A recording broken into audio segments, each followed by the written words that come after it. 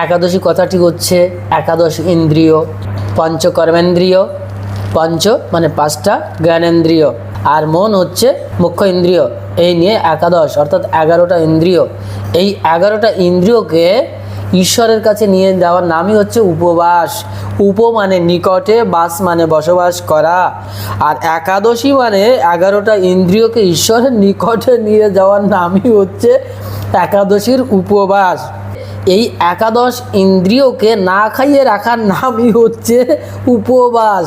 অর্থাৎ যে ইন্দ্রিয়গুলো ভোগ করতে চাইছে, যেমন ধরো মন চাইছে, শরীরের সেক্সুয়াল মেন্টালিটি চাইছে যৌন ভোগ করব, তখন তোমাকে বলতে হবে, ওরে ইন্দ্রিয়, তোরে আমি খেতে দেবো না, আজকে একাদশী, তুই না খেয়ে থাক, বউর কাছে যাবি নে।